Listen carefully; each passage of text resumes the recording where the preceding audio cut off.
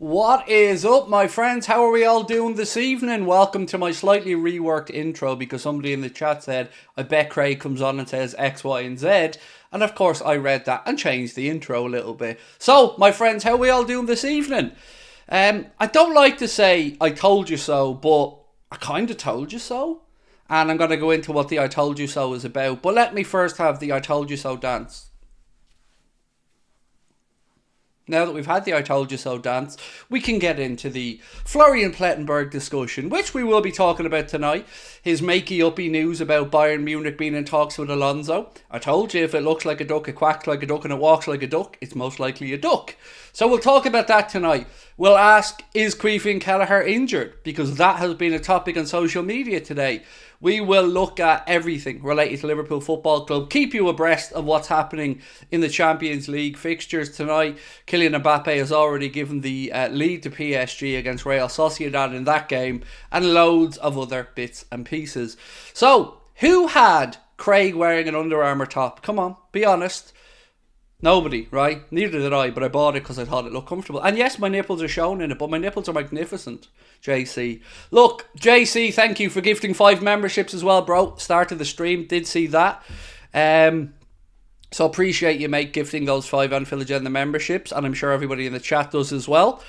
So yes, lots and lots of stuff to go through tonight, but mainly I'm going to focus on manipulation of the media, because I've spoken about this a lot on the channel, and we see another indication here that Florian Plettenberg has been talking out of his rear end. And you don't have to take my word for it anymore. You can take the word of his counterparts, his fellow journalists, again saying that they believe that Xabi Alonso has not spoken in any way, shape or form to Bayern Munich, nor has he indicated in any way, shape or form of a preference to go to Bayern Munich over Liverpool or staying at Leverkusen. I told you very clearly that it was nonsense, but today we're going to figure out exactly how nonsensical it was. And this stuff angers me because it treats us, the football public, like idiots. And I've said this before, the manipulation that some of these big media outlets have the possibility to go with is frightening. And I showed a good example of this in my Discord group earlier on. I took a screenshot of an article posted on Sky Sports News last night. An article that I knew they would change today. So I took a screenshot just to prove a point. And lo and behold, once the news came out today that Alonso hadn't spoken to Bayern Munich, the article was changed very quickly into an update, changing from the Liverpool target Xabi Alonso whole talks with Bayern Munich over possible move. It's just so transparent, and people just believe because they're big publications like Sky that they wouldn't dare talk out their backside. Well, unfortunately, we can see yet again a lot of people lying, manipulating markets, manipulating narratives, trying to drive fume, anger and clicks. And little old fan channels like yours truly are the last ones there to try and say, that's not true. This is how we see things. So I guess we'll talk about that. We'll talk about Mohamed Salah a little bit as well. He is apparently ready to start training according to Dave O'Cop, who put that out last night. So that's good news that Mohamed Salah is ready to up his training regime ahead of, we hope, re-emergence for the Manchester City game coming up the weekend. So an article, by the way, in the Mail annoyed me a little bit. It said Manchester City will follow their usual coach route to Anfield on Sunday despite previous attacks on their transport before the 2018 and 2022 games. So what I read there is Manchester City are going to keep their usual coach route because last year nothing happened, and once in the previous 4 years, something happened. So they're trying to, again, vilify people for what? Nothing happened last year, so I bring it up again.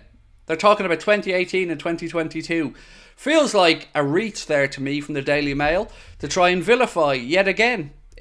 This is journalism these days, apparently. Right, Cave from Sky Sports talks crap all the time about Liverpool. I genuinely actually think Cave Solakol is a really good journalist. And the reason I think Kaveh Solokol in particular is a very good journalist is because Kaveh was one of the first and few people to stand up for Liverpool fans in the Champions League final in Madrid. Or not in Madrid, in Paris. When Liverpool fans were being lied about, Kaveh Solokol had top-notch reporting around that incident, backing up what Liverpool fans were saying, corroborating the accounts of Liverpool fans, and pointing the finger of blame very squarely towards UEFA. So to me, Kaveh Solokol is a man of integrity and is a man that I think us Liverpool fans in particular should be respectful of because of his great reporting in and around that. So look, I'm not saying people don't get stuff wrong or people don't come on talking about stories that might not be 100% on the nose, but I think he's a fine journalist, and as I said, he really stuck up for Liverpool fans during that whole debacle in Paris, so he has my respect for that. Totally agree, Craig, said Sid Collins. Thank you, Sid. Look, his reporting was brilliant during that whole incident, and he was one of the few journalists there on the ground that were fighting Liverpool fans' corner and showing the truth despite what UEFA, the French police and others were saying. Kaveh Solokol and a few other good journalists at the time really did have our backs on that, so I have respect for him on that. Right, let's talk about Paul Tierney for a minute. So lots of reports yesterday to say Paul Tierney has been dropped from Premier League action this weekend and that he'll be a VAR for the Brentford-Arsenal game. But the PGMOL have released a statement to say Paul Tierney has not been punished for the incident in the game between Forest and Liverpool, that he often rotates between refereeing games and VAR games as a VAR official. So, again, it seems like a bit of sensationalist reporting there around him being dropped, where the PGMOL's view on it is slightly different. When is Bajcetic back? Soon. I know that's not a definitive answer, but I won't lie to you and give you one. But it feels like he's getting close. Klopp spoke about him training, spoke about the bone looking good, but I've not seen anything new since those updates. But it looks, fingers crossed, like he will be back. Again, soon is all I can say because I don't know. Is your daughter okay? Yes, thank you, Emmy. You're really kind to ask. And I know a lot of people have messaged today asking as well. She is home and all is good and procedure went well. So yes, thank you. She's home here, healthy and resting up. But appreciate your questions. Right, let's get into the stuff around Florian Plettenberg, because we all want to know what's going on with the pursuit of Xabi Alonso, right? We're all kind of on edge a little bit about it. Who's going to be the next Liverpool manager? Who's going to be the next sporting director? Well, some stuff has started to pop up today that might give us an indication of both sides of this. So let's talk about the stuff from Florian Plettenberg. So we all seen yesterday, Florian Plettenberg very clearly came out and said that Bayern Munich had spoken directly to Xabi Alonso and that he has, indicated that he is leaning towards a move to Bayern if indeed he does leave Leverkusen. Now, I'm somewhat paraphrasing there, but that's the gist of what he said. And it was reported far and wide. Now, though, now the truth's starting to come out. So let's start off with somebody who, again, I hold in high esteem. Miss Melissa Reddy. She said, Liverpool didn't expect to have a free ride as Xabi Alonso, and I don't think any club trying to sign the hottest young managerial prospect in Europe will think they're the only side in the conversation. What's important to remember here is information is only going to be flowing from one side. That's from Bayern Munich. Sorry, my smoke alarm's going off in the kitchen there because apparently my daughter's boyfriend trying to cook something's not ending well. So excuse me while we just work through this. Anyway, Melissa Reddy said that information is only going to be flowing from one side, and that's from Germany and Bayern Munich. So again, you can see very one-sided reporting here. Sorry, I'm very distracted by the smoke alarm. I'm sure you are as well. I'll tell you what, if it starts feeling hot under my feet, I'll leave. But until then, you've got my undivided attention. There we go, smoke alarm over. Fire over, everybody, you can calm down. Craig's not going to be burnt to toast, but apparently the dinner might be. Anyway, so we move on. This is one of the most random things that's happened on a stream so far. Just the smoke alarm going off in the gaff. But the important thing to remember here is I did not move. I stayed here with you guys while the house burned down around me. Right, so let's get to the who's calling him a liar. Circa, we know you're trying to burn the house down, love. It's fine. We understand you can cook. I get it. It's all good. Daddy still loves you, honey. Don't worry. So her excuse was, if you had got me a takeaway, that wouldn't have happened. I mean, she is my daughter, let's be honest. Right, so Bild have dismissed talk of negotiations with Bayern for Alonso and zero awareness of talks between Alonso and Bayern, according to Bild. They go on to say, when Liverpool reached out to his agent directly, the agent relayed that information immediately to Bayer Leverkusen, and this has not happened with Bayern yet. So Bild are saying they're not aware of any talks between Xabi Alonso and Bayern Munich. Let's move on a little bit further, and we'll go to Christian Falk, who said Xabi Alonso didn't say to Bayern that he prefers a move to Munich over Liverpool. I'm reading Daddy. I know I'm saying Daddy because I've seen Daddy in the chat there. Daddy didn't say this. No, but seriously, Xabi Alonso didn't say anything to Bayern about preferring a move over Liverpool. So again, we can see. But no, it doesn't stop there because there's more journalists. This is coming from Jan Ager Fjortoft, and Jan said, regarding Xabi Alonso, I have been told no discussions between Bayern and Alonso, no decision made by Alonso fully concentrated on the end of the season, and he said, I stand with my most likely list. He said, Bayer Leverkusen 1, Liverpool 2, Bayern Munich 3. So again, as you can see, like we called out yesterday, Florian Plettenberg's reputation is currently in the mother gutter right now. And it takes a fan channel to trigger this reaction and fan accounts to call him out for his nonsense. And this is a Sky Germany journalist. So we're not talking about a lad at home on his computer. Do you see what I mean now about manipulation of the facts and trying to steer a narrative? It's disgusting, and get away with it over and over again. Right, next up, according from Bill, Leverkusen are very irritated by recent reports about the talks between Bayern and Xabi Alonso. The coach's alleged willingness to move to Munich and a potential compensation fee. They know nothing about any discussions between the two clubs. Bayern Munich also firmly reject that they've held negotiations with Alonso. So we can see Bayern, the club that Florian Plettenberg is trying to do the bidding of, has absolutely held Plettenberg out to dry there by saying, yeah, well, no, we didn't talk to him. No, we deny this. So other journalists are denying it. Leverkusen are denying it. Alonso's reps are denying it. Bayern are denying it. So now, who do we believe? Florian Plettenberg or everybody else who's talking sense? I hate to do those type of things, by the way. I hate to be the guy that called anybody out on stuff, but it really, really, really winds me up when people lie to manipulate football fans. It does my head in. So let's talk about Bournemouth's technical director. Interesting developments tonight on this one. Bournemouth released a statement saying the club can confirm that first team technical director Richard Hughes will leave his position at the end of the season. Now, this has moved on to a few other bits and pieces. DiMarzio has said Richard Hughes is Liverpool's first choice for the sporting director role. Again, all this stuff kind of feels a bit but let me try tie it together for you. He informed Bournemouth of his willingness and want to depart. Anyone want to guess what month? I'll leave it with you because you're very clever people.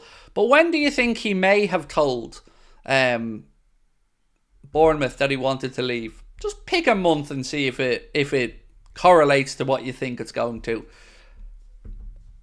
Okay, I'll tell you. November. Does anybody else remember something else that happened in November? So Ben Jacobs said, it's understood Hughes, who's been linked with Liverpool and jobs in Italy, already knows his next role. Bournemouth have known since November that he was leaving. Could be a coincidence. And it could be. I'm not sitting here professing to know the answer to this. I don't. But another thing I will say is, do you remember a piece a while back?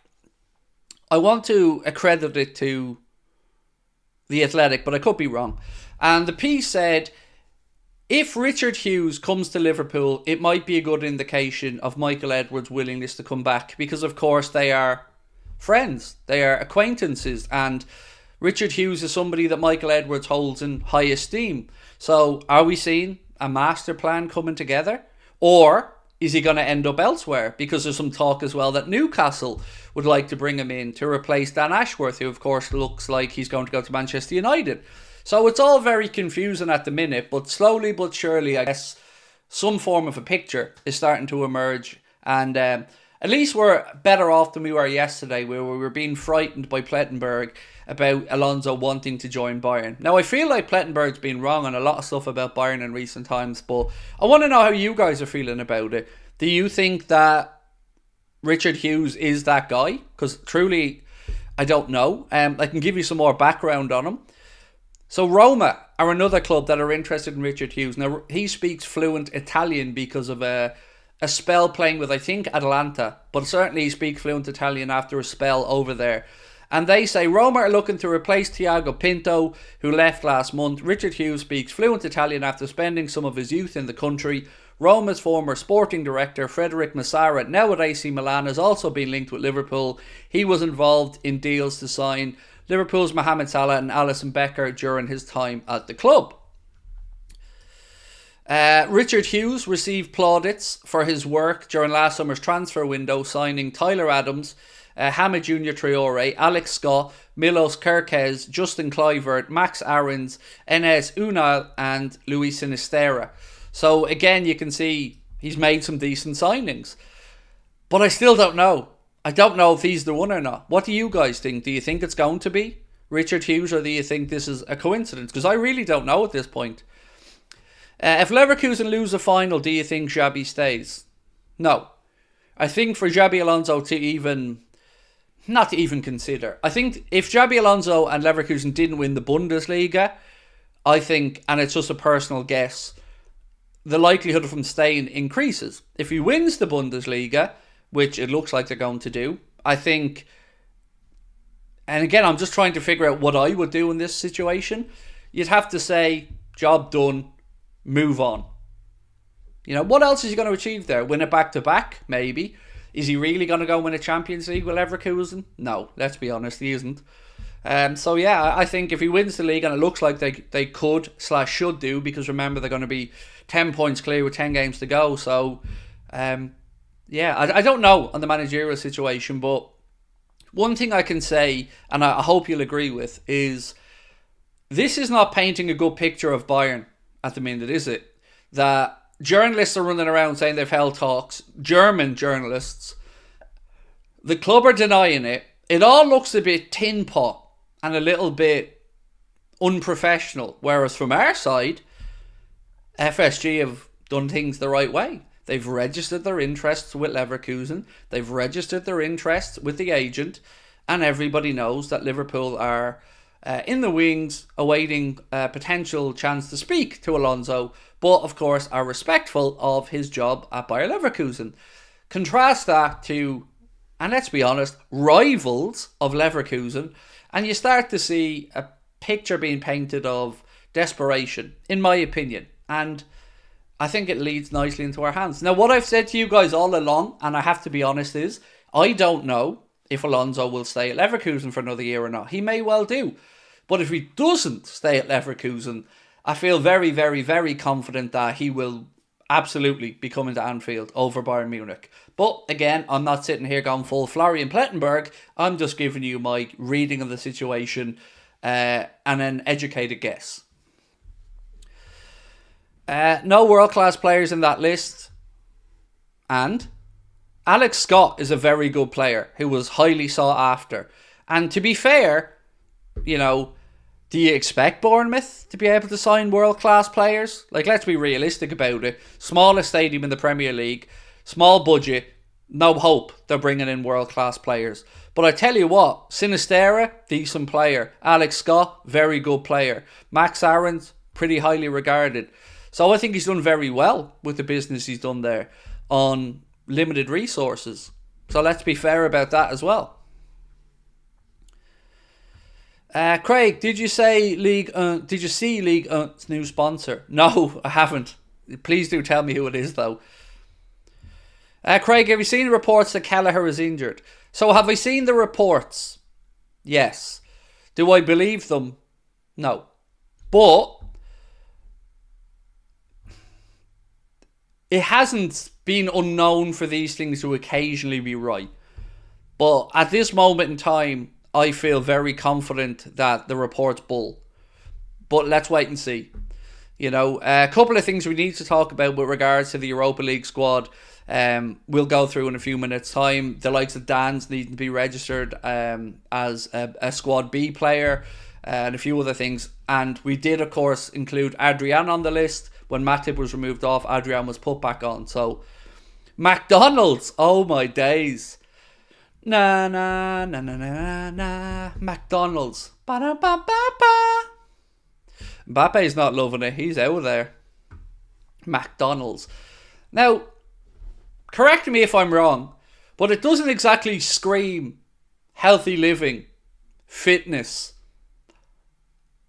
a good lifestyle brand. The McDonald's, it even sounds weird, right? The McDonald's League 1.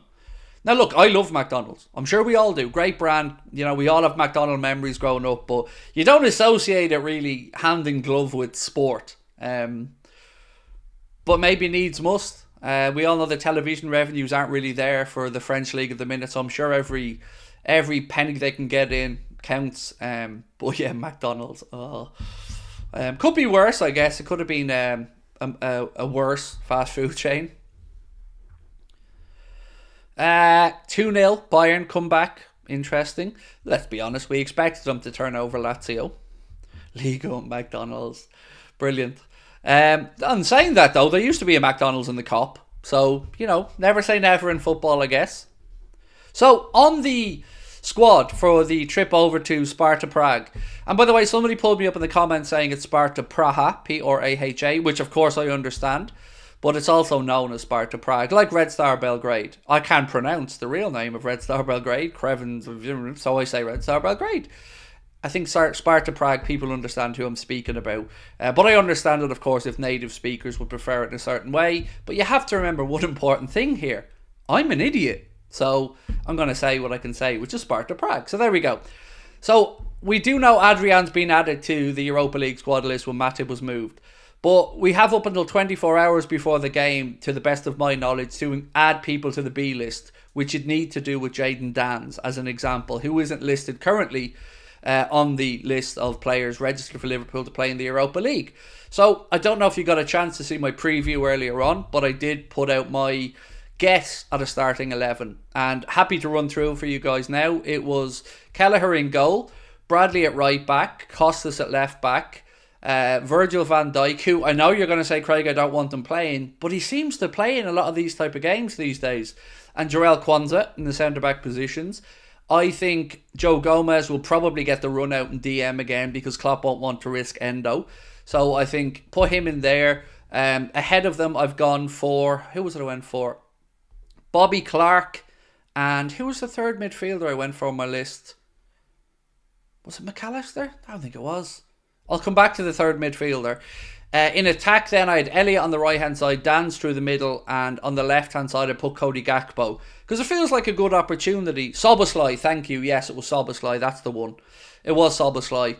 And the reason I said Szoboszlai is I feel like he'll either play 60 or come on at 60. I think it'll be one of those two for Szoboszlai. So yeah, I think play Gakpo on the left. It feels like a really good chance to put Cody Gakpo in a position he feels more comfortable in while being able to give Lucho a rest for Sunday. Darwin, I don't think we need to start either. Have him on the bench just in case. And Mohamed Salah, I definitely wouldn't be starting against Sparta Prague if he travels with the squad. So that was my predicted 11. I went for a 1-1 draw as well, which I'm trying to be realistic about it. Yes, I want Liverpool to go over there and beat them 10-0, but they're no mugs. And they're going to be up for the game. So I think I take a 1-1 draw and bring them back to Anfield, especially with the fixtures we have ahead of us now. No crutches for Gravenberch today. Yeah, I seen that, bonkers. It was great to see him walking into the AXA training facility. So that's certainly a boost. Craig, that was me. I looked at the fixture list on Google and it said Sparta Praha, but sorry, now I know it's Sparta Prague. All good. They're known as both, and you are correct. Sparta Praha are the is the correct colloquial, if that's the right word, pronunciation. But I just know them as Sparta Prague. But I did understand where you were coming from, and as you've seen in my response on YouTube, I wasn't trying to be a smart ass. It's just the way I've always called them, but that's on me. Right, more of your comments. How's Harvey doing? He's good, thank you. Yeah, can't complain. He's good, and he's out for a walk at the moment. What's this one? Right, I'm going to ask you to vote in a poll, if I could be so kind, my friends.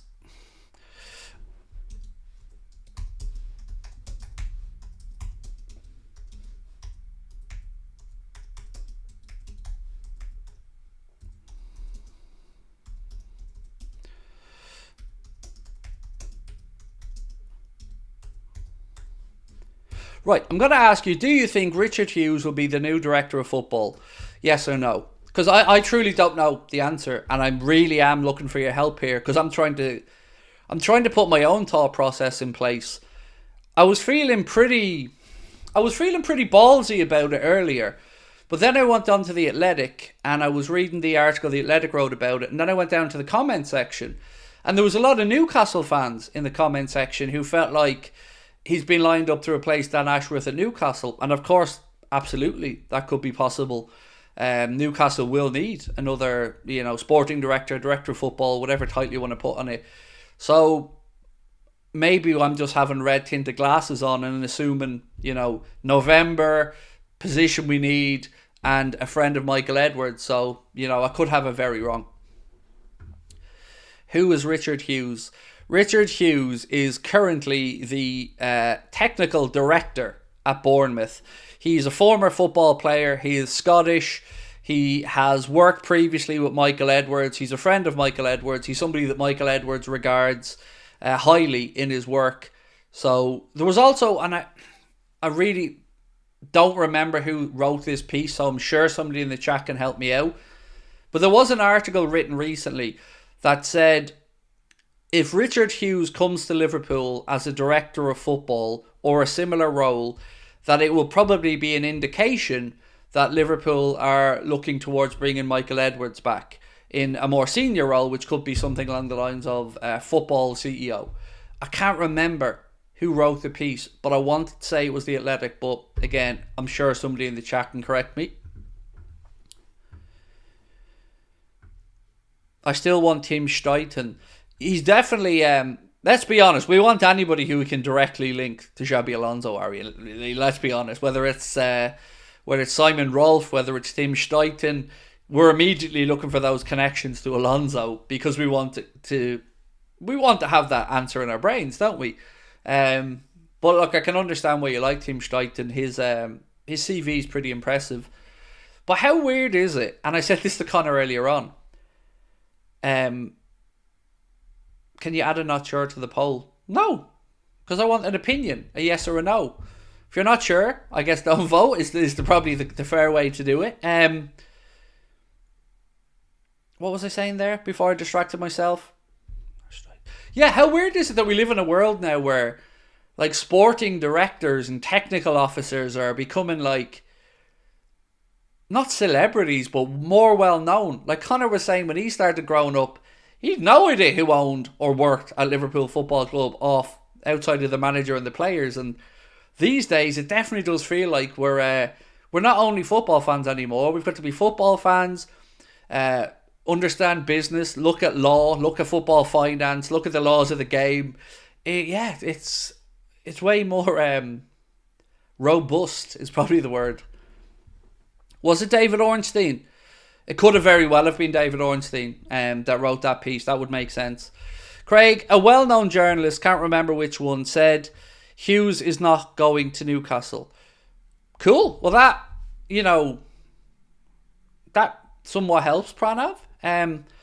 Once I seen that he told Bournemouth in November that he was leaving. But then again, think of it this way. If he did tell Bournemouth in November that he was leaving and Liverpool knew that he was who they wanted, Why this protracted search? Why this hoping to appoint somebody by the end of March? Unless the club knew all along and everybody else was just guessing and making it up. But I don't know. It just feels like a really big coincidence or something very well worked by FSG in the background. And obviously I hope it's the very well worked by FSG. I love the hoodie, thank you. It was on sale in Sports Direct, in all honesty. It was like 25 quid or something. Is it true that Adrian is part of the coaching team? I've heard rumours about it. Coaching team? I mean, I don't know if he's directly involved in it, but of course, as a senior keeper, third choice, you would imagine he's probably taken his badges or working alongside Achterberg and Taffarel, but to the best of my understanding, he's just a player. But wouldn't surprise me if he was looking to get involved in the coaching side of it. Are you going to broadcast to us from Boston, a bit far from Zimbabwe? Still trying to figure it all out, mate, in all honesty. What I'm gonna do, like I always try to do when I'm away in an international break, is I will record a series of topical videos that will be going out during the days I'm not here. But yes, I would hope to be able to do some stuff from Boston, even if it's uploading videos of what we're doing out and about, things like that. But it'd probably be a bit of a see as you go type scenario, in all honesty. Kelleher situation. All you've put in is 2 words, not a question mark, nothing, Vince. What do you want? Kelleher situation, what? What do you want from me? You want me to say that he's injured or isn't injured? I don't know.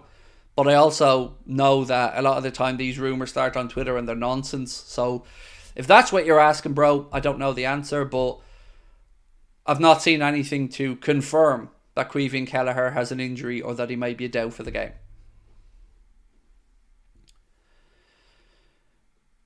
Do I ever get recognised in public? So the answer to that's I don't go out. And that's the truth. I leave the house once a fortnight maybe to go to my psychologist appointment. That's about it. The last time I was out anywhere public was at the Katie Taylor fight, and yes, I was recognised quite a bit that night, and it surprised me because I still think nobody knows who the hell we are. But yes, but only nice things, in all honesty. I've never really had anybody come up to me and be an asshole. When is Klopp's presser for Thursday? Tomorrow, I would imagine. Don't know if they'll do it before they depart. I think he will. But there should probably be something in Prague as well on the evening of the game. If we draw with City and Arsenal... if we draw with City and Arsenal win, am I correct in saying they'll go top? Yes, at that point they'd be top on goal difference. And I tell you what, I'd love that. I'd love us and Arsenal to be knocking City down and us and them go head to head. Like, dream scenario, we beat City, Arsenal beat City. That kills off Manchester City. And us and Arsenal then go head to head. And of course, if we beat City and Arsenal beat City, then that would mean we still have that 2-point cushion over Arsenal. But, you know, I'm getting ahead of myself here. There's a massive game coming up on Sunday. And I might, you know what? Honestly, we're probably going to start our coverage earlier than normal. Normally we go an hour before kickoff. I feel like for this game, for the magnitude of it, an hour and a half is probably more likely. So I'll probably be live from 2:15 because it's a 3:45 kickoff. So yeah, I feel like we need an extra special build-up. Do I know if Kelleher's injured or not? No, I don't believe he is injured. I mean, until you hear it from... Now look, we may hear something in the embargoed news tonight, I don't know, but I don't believe so. Until we hear it from a credible source, I would say it's somebody stirring shit.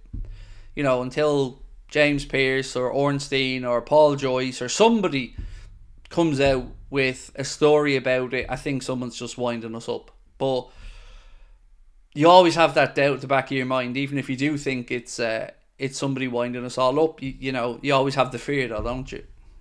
I guess that's why these things work. Adrian's starting on Sunday. Starting what? The cheerleading warm-up? starting his job selling sandwiches, because he's not starting on the goddamn pitch. I mean, I'll start ahead of Adrian if needs be. You know, I'll make that sacrifice for you guys. Game's at 5:45, isn't it? No, 3:45. Mark, they moved it from 4:30 to 3:45 to I don't know what that 45 minutes is going to do, but they changed it from 4:30 under instruction from Merseyside Police to 3:45. When have you ever known Sky to have a game on at 5:45 on a Sunday? Doesn't happen. It's 2 o'clock and 4:30. They're the usual times. Craig, are you going to be live at 8:30 on Sunday night? I've no idea. And so this basically, you only asked me that so you could brag you're going to the game. Now I respect it, don't get me wrong, but let me read out his comment to you. Craig, are you going to be live at 8:30 on Sunday night? Because I won't be able to see the stream because I'll be at the game. No, you won't.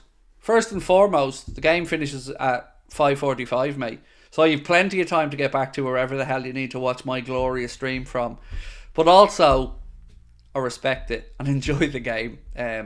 I don't know. It depends on the result, I guess. If we lose to Man City on Sunday, I probably won't be in the humour to do a 8:30 stream because they're usually when we're trying to celebrate.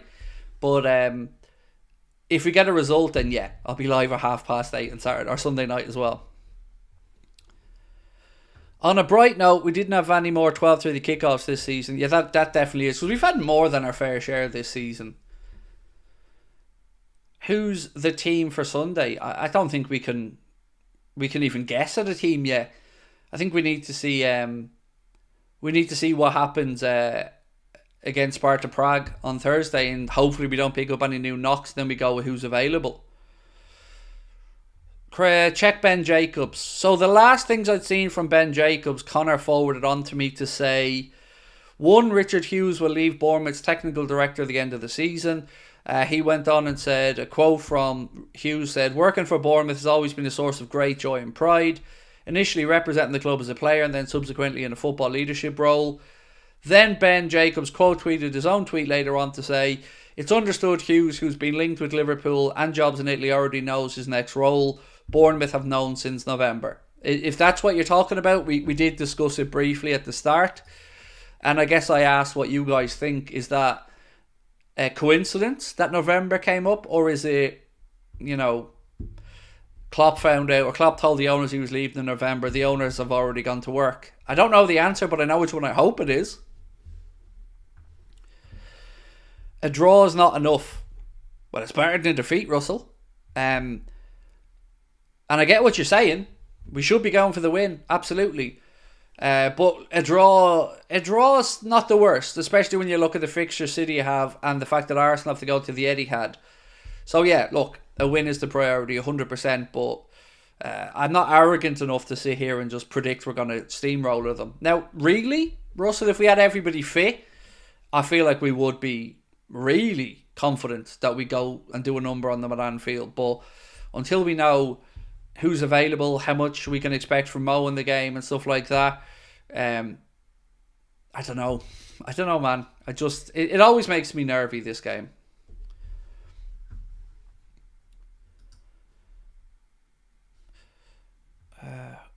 So Liverpool have got a Europa. Liverpool are training tomorrow at 12:30, and then the press conference is 7 p.m. So there you go, 7 p.m. press conference tomorrow evening, which tallies up. It's usually they want the press conferences done in the city of the game. So let's wait and see. Do the club go over that night? Do the club fly over earlier? I don't know. I'm sure the club are going to go over the night before, but let's wait and see what they say in the presser. City have Spurs away and they're a hoodoo side for them, said Andy. Yes, they have. They've certainly had City's number in recent years. Do you think Elliott would be a good false 9? No. And I don't know why we're talking false 9s all of a sudden. We have a beautiful Uruguayan number 9 who's anything but a false 9.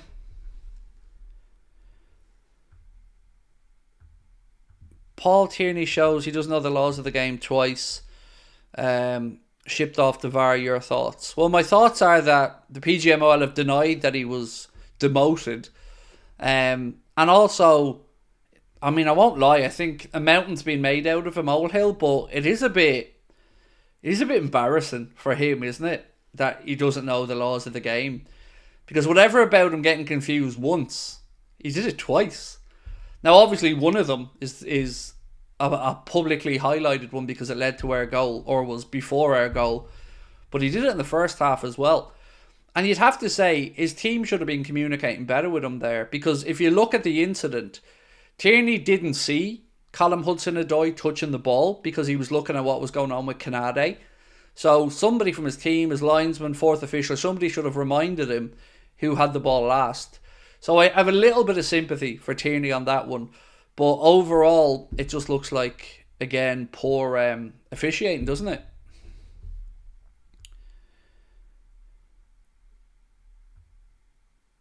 Okay, let me just get this latest tweet that you guys want me to read from Ben Jacobs. Hughes will not be joining Newcastle. Roma sources also downplay a move, from Ben Jacobs. So now I think we can look at this poll again, and I think we've got to skew the vote here, because now it's looking to me more and more likely that we see Richard Hughes at Liverpool, because if he's not going to Roma and he's not going to Bournemouth, or excuse me, Newcastle, where's he going? You know, Newcastle, they've been ruled out. United have got their sporting director. Not going to Roma. I don't know. Maybe it is sorted from to go to Liverpool. Interesting. Now, I guess the next question I'd have is, if it is Liverpool, is he going to come in to work below Michael Edwards, or is he just going to come in because Michael Edwards has no interest in coming back to the club, and he's somebody that the club obviously respect? It's an interesting one. It's certainly starting to give a little bit more clarity, or potential clarity, I guess, to the situation. Richard Hughes at Roma. He has been awful with transfers. Richard Hughes? Not really. Let's look at the list that we went through earlier on. Where is it? Sorry, I'm just getting my notes open here. So Richard Hughes, just last summer, brought in Tyler Adams, Hamid Junior Traore, Alex Scott, Milos Kerkez, Justin Kluivert, Max Aarons, Enes Unal, Luis Sinisterra, and Andre Radu. So I don't know how he's been terrible at signings. That doesn't... I mean, look, remember, it is Bournemouth we're talking about here. He's not working at Liverpool yet, or Manchester United. So the type of player that Bournemouth are able to attract, you've got to be somewhat realistic about as well. Is Richard Hughes a sporting director? They can often go under different names, George. Technical director, sporting director, football, fucking consultant. Again, yes. Basically, the short answer to the question is yes. He's a sporting director. His role at Bournemouth was actually called technical officer, technical director. Craig, Startbench sell Dan's Mainu Livramento. Well, one, Dan's is a striker, Mainu's a midfielder, Livramento's a fullback. So in what warped ass team am I either selling, starting, or subbing these players? That's a mid-list, hardly any have performed well. It's a mid-list Russell at a mid-club though, mate. Again, I get what you're saying. I appreciate your point. But he is working for Bournemouth. They're hardly going to be bringing in Kylian Mbappe, Haaland and Vinicius Jr. So I guess you have to look at the value for money. And, if he can keep Bournemouth up in the Premier League along with Iriola, then I guess they'll say job done. Because that has to be the aim for a club like Bournemouth each season. Why are Liverpool going after mid-table behind-the-scenes people? Well, let's look at Michael Edwards. Worked at Portsmouth. I mean, you've seen what Michael Edwards done at Liverpool, Russell. Portsmouth, Spurs, Liverpool, and then worked his way up the ranks at Liverpool. 11 years at the club. So I guess the club will look at a lot of different metrics to evaluate the candidates. Being able to, I guess, get value for money and work under challenging circumstances with maybe one financial hand tied behind their back is probably an appealing trait to FSG. So, again, it's a sporting director. I don't know if there is a superstar sporting director that we could expect from anywhere. Ultimately, George Schmaka got some big signings over the line, right? So I think we've got to be somewhat mindful that these people often go unheralded. It's only in recent years we're starting to see the since Monchi probably the emergence of this new, I don't say new role, but new highlighted role in football. Did he buy Jordan Ibe from us? I don't know, but yeah, if he did, there's questions there. I said that to Connor earlier on as well. There was a couple of sales we made to Bournemouth that, let's be honest, you know, we pulled our pants down a little bit on some of those fees. Is Kelleher injured? Tanya, there is speculation on social media that so far hasn't been corroborated by a journalist or anybody of note. So I think the safest thing for us to do is assume he isn't until we know otherwise. Get the West Ham one. They've only signed class players like Kudus, Paqueta, Alvarez. Again, I do like Tim Steiten. I like the fact that he has a prior relationship with Alonso. And as you've said, that CV of signatures since he's come into West Ham is quite long and pleasant. But also, I think you're forgetting that they had Declan Rice money to spend. So yes, they've been good signings, but again, he was given a much bigger budget in that role than Richard Hughes would have been at Bournemouth. So I think these things are all relative to some extent. But you are right, it's a pretty impressive list that Tim Steiten has signed since he's come into West Ham. Is this Plettenberg guy trying to cause a row with Liverpool fans by saying that Alonso is in talks with Bayern?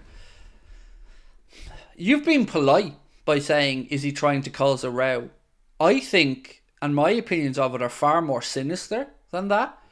I look at this as somebody who works for a multi-billion corporation in Sky, who has a trust that comes associated with being a journalist for such a big broadcaster, that seemingly, based off the uncorroborated information he's spout now, feels like he's talking out his backside. I'm going to say it feels like he's lying. And not just lying on behalf of trying to steer a narrative and change the view of what might happen with Alonso. I find it very sinister. I find it very worrying. And the fact that even Sky UK have changed the wording of articles without acknowledging they shit the bed worries me as well. Because as I said yesterday, I had one article up that spoke about Alonso favouring and being reported that he wants to go to Bayern. And then today that very same piece had an update and it was changed to Liverpool know that they won't face no challenges in trying to sign Alonso. The whole thing feels grubby to me. So explain something to me. Truly, I'm asking this as a real question. And if this is used as a clip rat, I'd love to know everybody's thoughts on this. What's the difference between Goldbridge, Robbie from AFTV, me, I don't know, pick another fan channel. It doesn't really matter for the context of this. We say, our sources say something, we get responded with, source, trust me bro, right? You know that, and I understand that. But somebody in Florian Plettenberg's position can say, Sky sources indicate, and nobody comes up with the same question of, really? Prove it.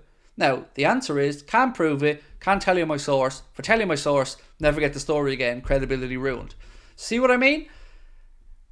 You can't win in that debate. So I think he has intentionally told a pack of lies. That's my genuine, honest perception of this. And remember, I've been calling him out on this for at least 2 weeks now. Originally, he was talking about Tuchel and saying it's a game-by-game thing. Bayern have made the decision. 24 hours later, he's announced he's leaving at the end of the season. He has been spoofing and talking out his arse all the way through this process. And why would he be doing it? Probably to try and push the narrative towards the German big club, Bayern Munich, who he is, I believe, a fan of. Problem now is he's got his own colleagues saying that he's wrong. Saying that, no. He's even got Bayern saying, nah, we haven't spoke to Alonso. So, my point is, who can you trust these days? That truly, who the fuck can you trust? Because everybody seems to have an incentive to steer a narrative in a certain way.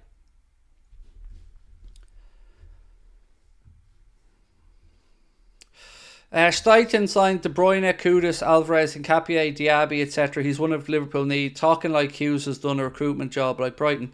I'm not talking like anything, Russell. I feel like you're being very argumentative over this, mate. I'm saying you have to manage expectations for the budget he's working with at Brighton, or excuse me, at Bournemouth. I'm not making the appointment. It's not going to be me that makes the decision. But I can say to you without any hesitation that Michael Edwards would have given a glowing reference for this guy. And Liverpool will have done the research on him. And Liverpool will, I'm sure, be aware of what he's done and where he's worked and what markets he's friendly in. I don't know. I don't know. Like, I feel like this is an email perhaps you need to write to John W. Henry, Russell. It's not me that's making this decision, mate. I'm with you. I like Tim Stuyton. I like Simon Rolfs. But I don't know the answer. On the spot now, give your top three in order. So I'm on Team Supercomputer. I'm going to say Liverpool win it by a point. But I disagree with the Supercomputer's points prediction. They said Liverpool to win it with 86, City second with 85, Arsenal third with 82. I think that's a little bit low. I mean, I'd be surprised if the Premier League this year was won at 86 points. I think you're probably looking at 90, there or thereabouts. Maybe 88. But what is my prediction? Right now, a ballsy prediction. Right.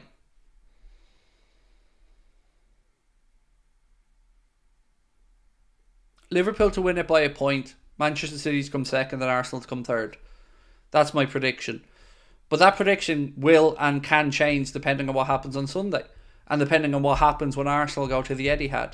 So, these two games that Manchester City play next in the league are going to be season-defining games, in my opinion, for them and maybe for ourselves and Arsenal.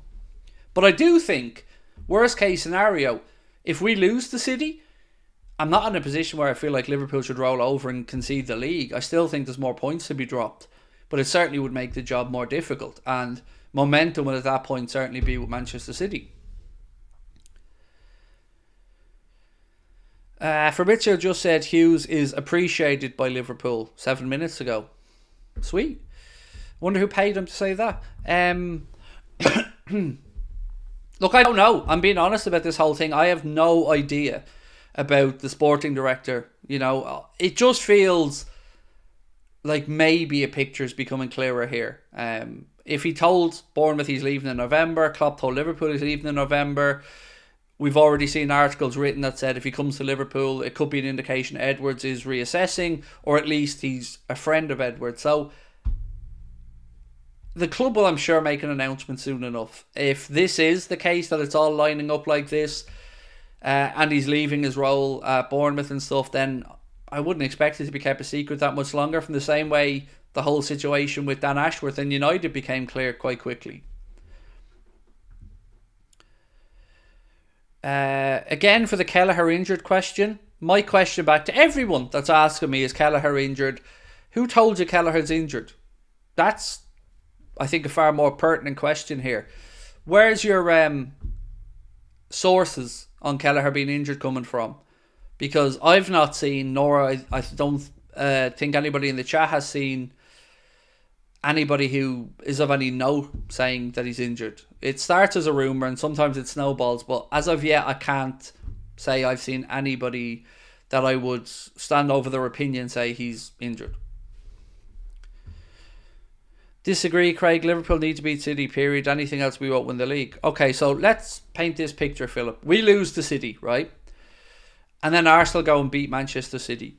So that would put Arsenal in the boxy, but I still think Arsenal have some points to drop.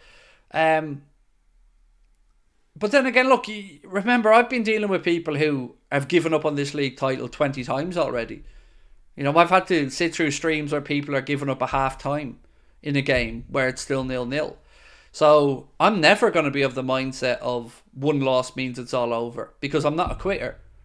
Nor are these players. But if that's all it takes for people to throw their arms up in the air and give up, then I'm very glad you're not playing for Liverpool Football Club, because that can't be the mentality. It just can't. You don't win anything with that mentality. And it's no disgrace losing a game of football to a good side. It happens. Arsenal beat us 3-1. We didn't show up. They outplayed us. They deserved their win. So, for me, all I can say is, no matter what the result against City, I'm not going to be giving up on anything at this point. Nor, if we win against City, am I going to be saying we've won the league. It'll play a part of my thought process, but it won't be definitive, because until it's mathematically impossible, anything's possible. Ashton Simpson, thank you for the super sticker, mate. Right, as you can see on the screen, bottom right hand corner, and I almost forgot to mention this, we are proudly working with one of your favourite, I know, SofaScore. And if you would like to help out the channel, quite simply scan that QR code in the bottom corner and download the SofaScore app. That's it. That's all we need you to do. And enjoy the app. It is completely free to download, and by doing so, you're obviously helping our friends at SofaScore to grow their family and their viewership. You're helping us financially with the channel, and you're also getting a really cool free app that we will potentially use in future streams to help us with our grading of players, or to compare my scores versus what the people at SofaScore have put up. So if you want to help us out without having to put your hand in your pocket, please do scan that QR code in the bottom right hand corner, or use the link in the description to download SofaScore. Now, you've got to do it with our QR code or our link, or it doesn't help us out. Still cool, you get the app, don't worry. But if you'd like to help us out without having to super chat, become a member or anything else, just scan that QR code or use the link in the description and download SofaScore, the free app, and it will help us out, because we've partnered up with SofaScore for the remainder of the campaign, and it's a pleasure to be working with them. To be fair, we've known the team for quite a while, and this feels like a natural fit for us. So again, thank you to SofaScore. We look forward to highlighting more of their fantastic features moving forward. Of course, we look forward to you guys hopefully enjoying the app, and as I said, it does help us out greatly if you scan the QR code or use the link. Thank you. I'll pin the link to the top of the chat actually for everybody. It's there already. So yeah, if you want to help us out, there you go. That will be very much appreciated. Right, Craig, can you tell everyone the like button is free? Is it? I want to start charging for the like button. No, yes, the like button is free, Colin. Thank you. And you guys have been absolutely amazing, by the way, on recent streams. Our likes and stuff like that, absolutely flying along. So thank you. As I always say to you, we very much appreciate the support you give us here at Anfield Agenda. And we are closing in. We're getting there. The target's 21st of March to hit 250,000 subscribers. We need 3,653 to get there. So if you haven't subscribed, please do. And as Colin said, the likes are free. And anyone who downloads that app as well, absolute legends. If you've already got the app, delete it and use our link and re-download it again. But don't do that. But don't do that.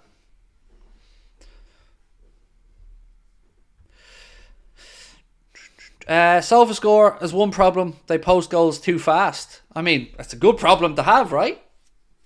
See, I've always looked at wanting to contrast my player ratings with other scores of players. And SofaScore could be a good way to use their metrics versus the eye test of the old-fashioned route for me and contrast the two scores. So, yeah, I think we can use SofaScore as part of our matchday content as well moving forward. Has there been a confirmation time for the 115 charges? There is, but we're not allowed to know it. And I'm not joking. We're really not allowed to know that date, apparently. Right, Dave Sharples, where are you, sir? There he is.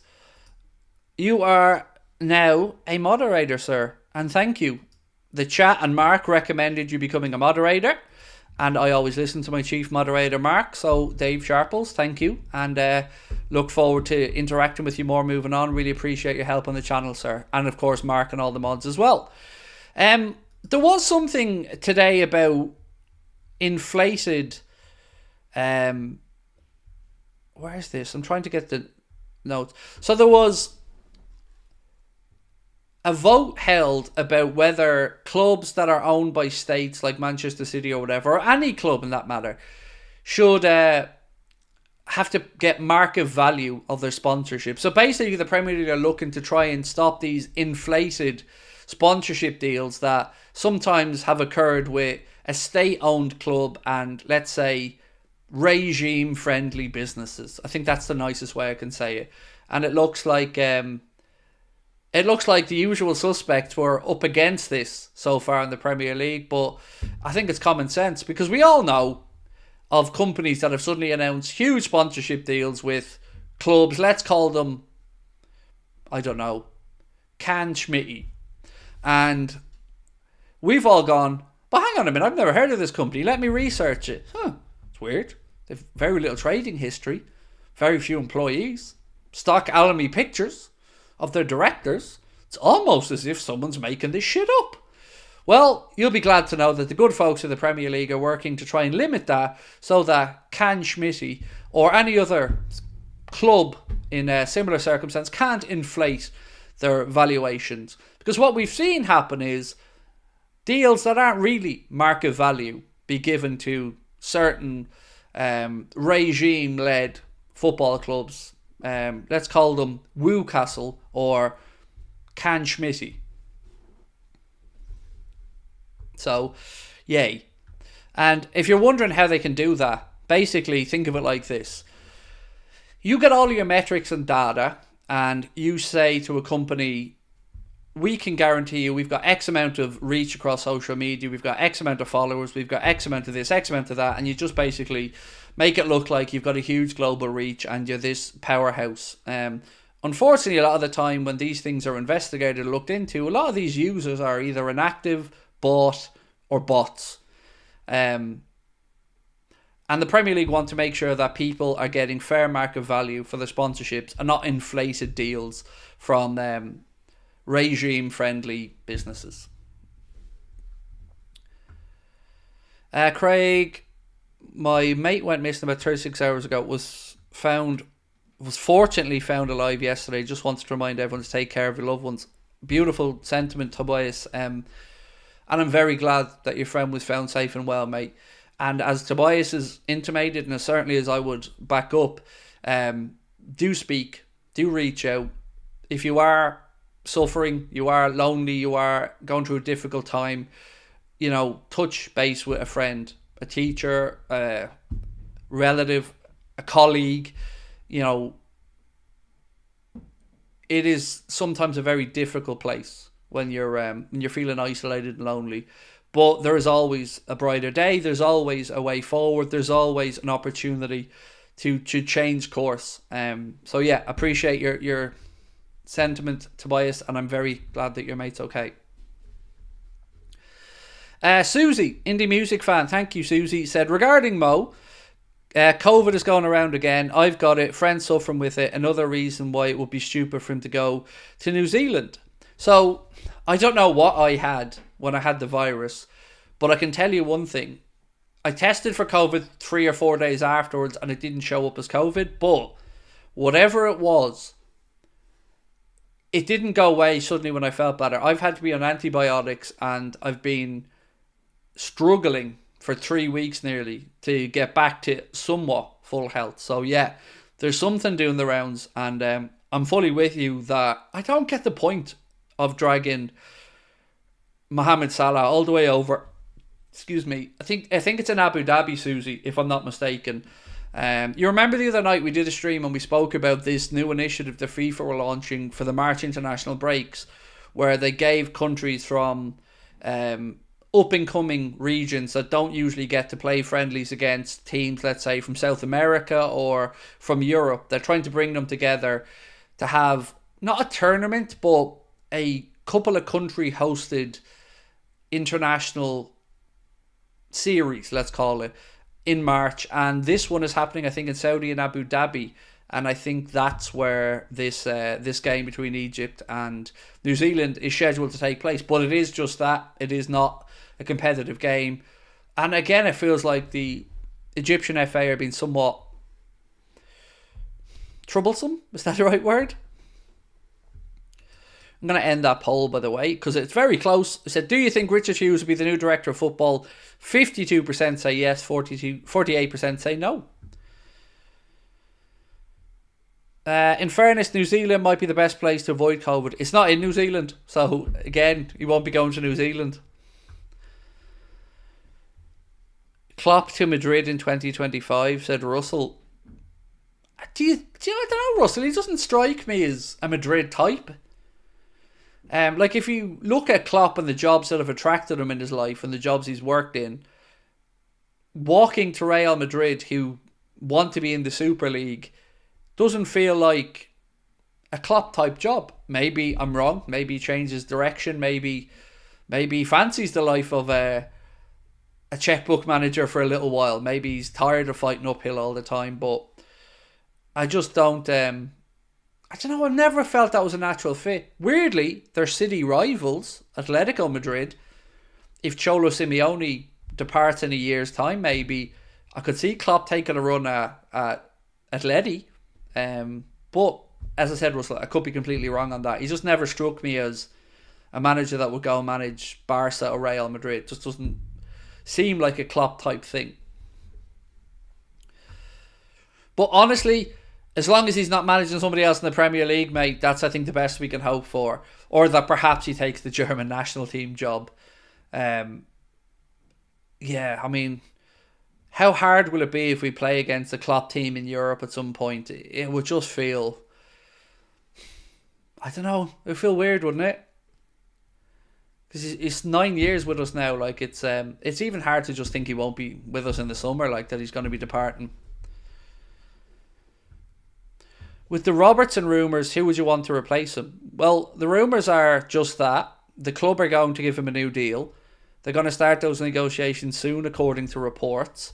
So I don't think there's any talk of Robertson departing. I think it was just, again, either one of two things. Either an agent briefing to try and get his client's deal pushed forward, or genuine interest from the club. But I can't see Liverpool wanting to sell him, nor can I see Robbo wanting to leave. I don't see anything but a win for us against City. When they attack, they have all outfield players in and around the opposition penalty box. They're very open on the counter. We'll take advantage. I can't see us losing to City on Sunday. That's about as optimistic as I can be at the minute. Until we know what the situation is with Mo, until we get through the Sparta Prague game and make sure that we have as strong a team as possible. I don't know. Look, it is set up to be a truly, truly epic day. And as I mentioned earlier on, I'm going to start my match coverage earlier than normal. Normally we start to watch along an hour beforehand. I feel with the magnitude of this game, it would only be fair for me to do it an hour and a half beforehand, because I really I want to remember the day. I want to soak it in. Because sometimes for me these things go by in a blur, and I'm so involved in the watch along and chatting with you guys that it's over, and I haven't taken it all in, and I want to try and do that with the remainder of this campaign, especially with it being Jurgen's last. And this and Manchester United before the international break are two games that I'm just rubbing my hands together looking forward to.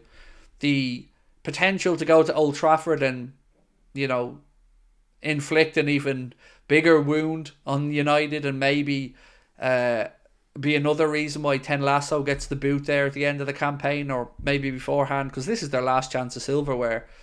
That would be lovely to do that before we go into the international break. Imagine the vibe if we beat City, get through the Europa League, and have knocked United out of the FA Cup.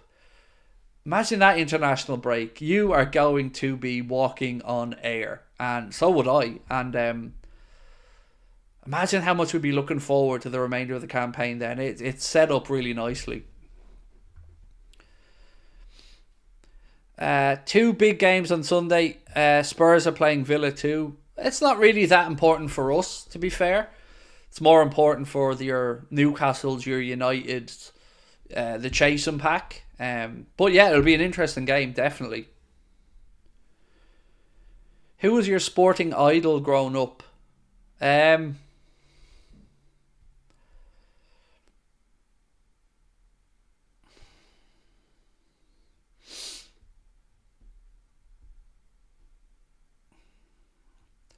Probably Pete Sampras. Like, I never really idolised individual footballers that much. So I'd say Pete Sampras.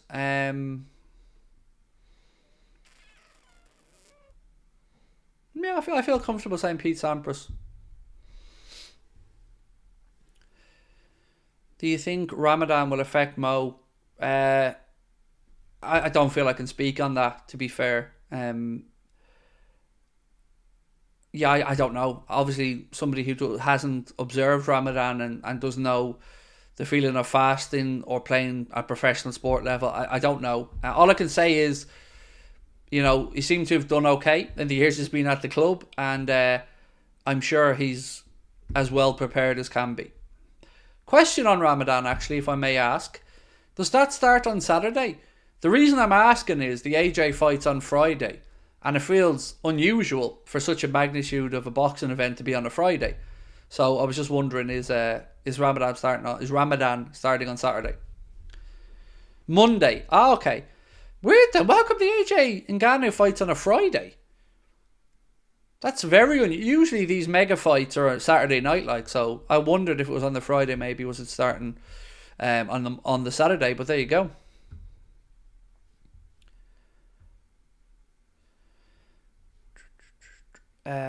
Monday, cool. By the way, let me just say this. I love the concept of Ramadan. From what I've had it explained to me by some Muslim friends in recent years. It's, again, I'm open to be corrected, but my understanding of it is that it's to show empathy and understanding with people who are less fortunate by feeling what hunger feels like. And it sounds like a truly beautiful thing, in all honesty. Like, compassion for your fellow human beings and understanding of how it feels to maybe suffer, or why it's important to look after your fellow human beings, or to remember them and treat them fairly. I think I'm not a religious person, but that aspect of it always sounded like a beautiful concept of the sacrifice, if you get me.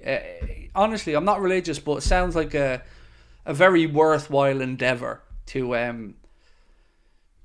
have respect and understanding of your fellow humans, and I'm always for that. So, yeah. Again, as I said, if I picked out what wrong on that, apologies, but that's my understanding of how it's been explained to me. Mohammed said 100%, spot on to Darian, spot on to Nasser. Class. It's a really lovely thing then. Yeah, nice. Fair play. Right. Off-White said yes, 100%, and also a chance to focus more on moral aspects of religion as opposed to just taking it at face value. Since you're hungry all day, you're consistently think about a moral aspect. It makes sense. I can understand that. I guess as a Catholic we have Lent, where you're supposed to give up something. So, as a Catholic growing up, Lent always came and you would give up chocolate, drink, something, something that you enjoyed, something that you liked for that 40 days and 40 nights until Easter. So, somewhat similar concept, if you get me. But yeah, I like it.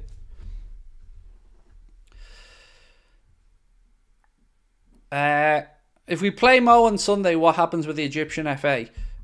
I guess he has to report to be assessed.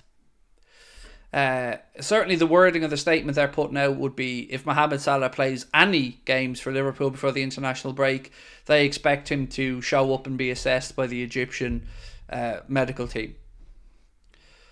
I think Arsenal could win the Champions League and prefer them to City. I have friends who describe Ramadan in the same way. You are correct. Thank you, Susie.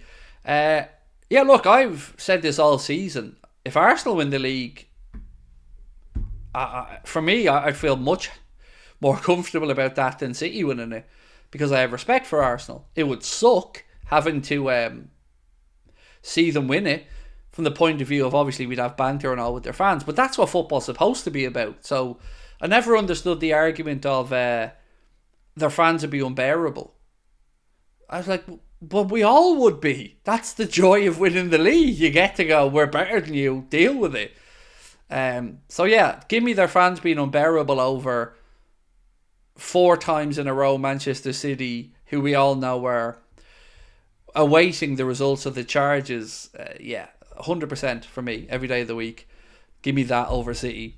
Barry Taylor, thank you Barry for gifting memberships, very kind. And I'm sure they'll be much appreciated. Thank you Barry, gifting 10 memberships. How can I buy matchday tickets to Anfield? That is a subject that I am absolutely not touching, because only today my wife said to me that a friend of hers had flights, hotel and everything booked for a game that they were going over to with their kid, and they were shafted. They were conned out of tickets. I know of a couple of people in a Discord group that have been conned out of tickets. So honestly, I don't know. And all I would say is, if you're ever paying for these type of things, use a debit or Visa card that you can charge back on if it goes wrong. Use PayPal business, not friends and family, business or goods. And never do a direct back transfer. I mean, just look out for yourself. If they're not willing to accept a payment method that you can refund if it doesn't go well, ask yourself why. Why are they unwilling to take tried and trusted payment methods that most companies would accept? What's your early week City prediction? So I'm feeling like there'll be goals in it. So I think like 3-2, maybe, something like that. I know every time I say this it ends up in a big dull 0-0, but I can see this one being a boring played out draw. Maybe a quiet enough first half, but I feel like there's going to be moments of chaos in the game and it will explode into life. So at the moment, yeah, maybe 3-2, something like that. Do you think the City game will be tight or free scoring? Hard to know, because you've seen them go both ways over the years, right? I mean, the hope is that because it's Klopp's last game against Pep at Anfield, you'd hope he goes balls to the wall and really goes at it. But also, you know, we have to see who's available first.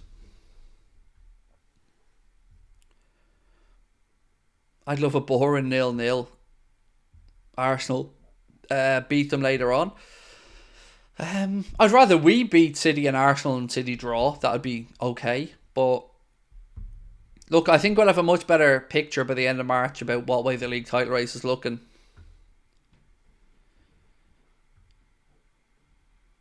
By the way, we haven't beat City head to head in a title race. Well, we won the title. We beat everyone. I don't get what you're saying. Like, we've beaten everybody. We won the title. Yes, maybe they fell away a bit that year and we had a good start, but it doesn't really have any bearing on the fixtures are the things I look at rather than worrying about a head-to-head title race against City. But I don't know. I'm far more ballsy in these things. A lot of people seem to be more negative. I'm trying to stay optimistic and positive.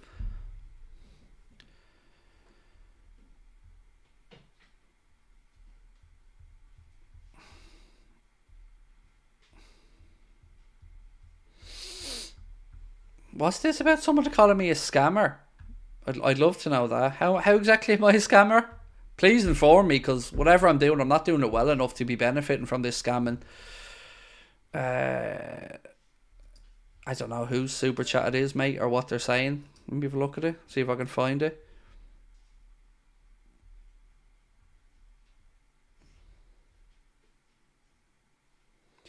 Do you realistically see City beating us at Anfield?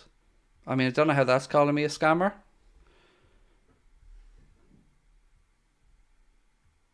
I have no idea. I'm very confused. I'm not sure what the hell's going on, but the super chat I seen said, do you really think City can beat us at Anfield?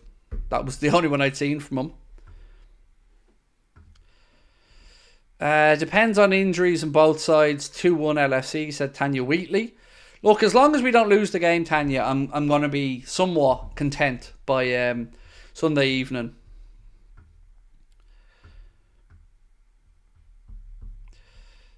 Do you know what gets me on Twitter, though? People go, fucking scammer, or this lad fucking making money off the back of the club. Really? We don't charge for anything, so I'd love to know who we're scamming and what, because, you know, scamming implies that we sell you something or that we don't provide a service or something. It's all very weird from people. And again, I'm not talking about NCE 87 there, but this is just a lazy trope that you sometimes get thrown at.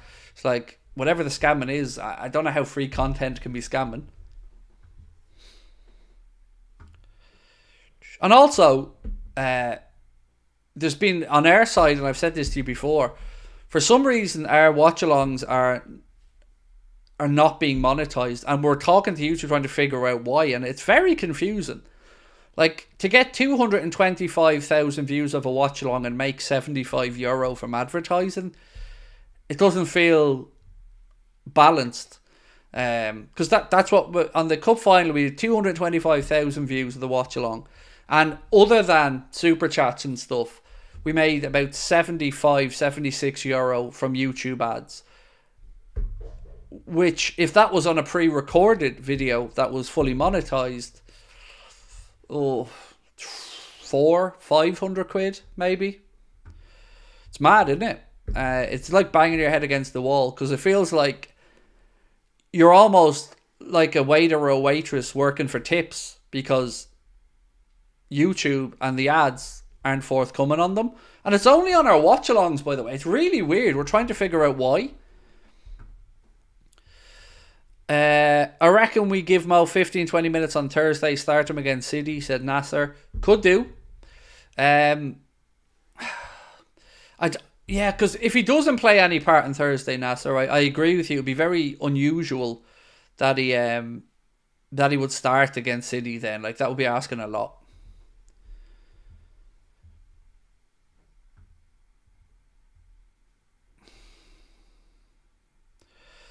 And again, I haven't seen anything that NCE 87 was trying to be an asshole or that. No, I mean, I believe him with a tongue-in-cheek comment, absolutely. As he said, why would he gift a super chat and stuff if he wasn't on the level? So, mate, you've no issues with me, by the way, in the chat. I'm not assuming anything bad of you or anything like that, mate, so don't worry about that.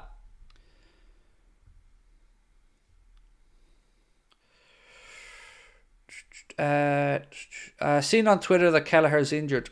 On Twitter. You've answered your own thing there. Have you seen it on Twitter from like a James Pearce, a Paul Joyce, Melissa Reddy, Quiva O'Neill, Simon Hughes, or Johnny? So I would say, where's the information coming from? So until we hear it from a credible source, I would say just, take it with a pinch of salt and hope for the best.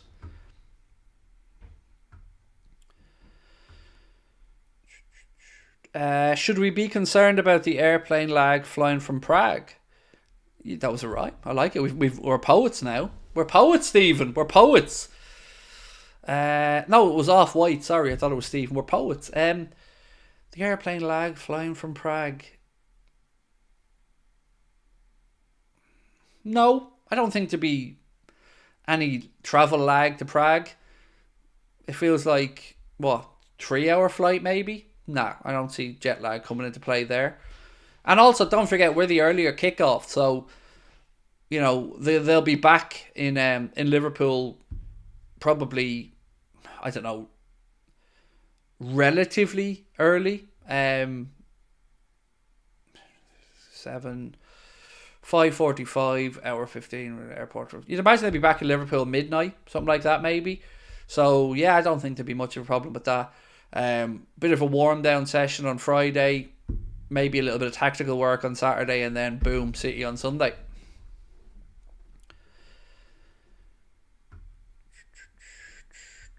If Alonso comes, I think he'll try and sign Wirtz. Oh, can you imagine?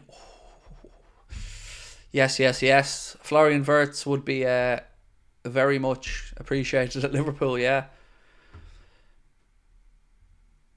It's 3 hours away, but it's only a 1 hour time difference. Yeah, exactly. So even when I fly to, like, let's say, Florida, I've not really experienced jet lag. A little tiny bit maybe, but yeah, it's not like they're going to Australia or, Los Angeles or anything. I've just been to Prague and it was under 2 hours from Heathrow. So there you go. Obviously, I'm looking at things from an Irish travel distance, but yeah, either way, it's not that long of a flight. It's I'd much prefer going to Prague than Karabakh, which is the game that obviously Leverkusen have, which is far more of a long bit of travelling, from my understanding. Right, we only need one more like to get to. There we go, boom. What about Sob though? I would play Szoboszlai, Danny. I'd give him 60. Now, Klopp might do it the other way. Klopp might give him the last 30. But for me, I think give him minutes and get him off the pitch as early as possible and start the recovery. So I think, yes, we give Szoboszlai minutes. Like my predicted 11, again, quickly to run through it for you, was Kelleher in goal, Bradley at right back, Costas at left back, Kwanzaa and Van Dijk at centre back. In midfield, Joe Gomez playing the defensive midfield role with Szoboszlai and who's my other one in there? Bobby Clark in midfield, and then up top, Elliott on the right, Dan's through the centre, and Gakpo on the left. That would be what I'd like to see. But Dan's would have to be added to the B list, which I think we can do up to 24 hours before the game, to the best of my understanding. So, Champions League results: PSG 2-1 against Sociedad, and Bayern winning 3-0, 3-1 on aggregate versus Lazio. Thank you for that, Mark. So we can see PSG and Bayern Munich through to the quarterfinals. Impressive. Right, my friends, I'm going to say goodnight, and I'm going to go and spend some time with the family. But I will see you guys tomorrow. There will be a 4 o'clock stream tomorrow. Apologies, there wasn't one today, but as I was saying, my daughter was having a little operation in hospital, so we needed to make sure that we were free and clear if we needed to go or collect her or do anything there. So I'll see you tomorrow at 4 o'clock, and appreciate all of you. And don't forget, if you want to help us out, scan that QR code in the bottom right hand corner, or just use the link in the description. Download SofaScore with our link. It helps us out, it helps our friends at SofaScore out, and it helps you out with a really cool free app as well to enjoy. And we will catch up with you soon. Enjoy your evening. Bye bye.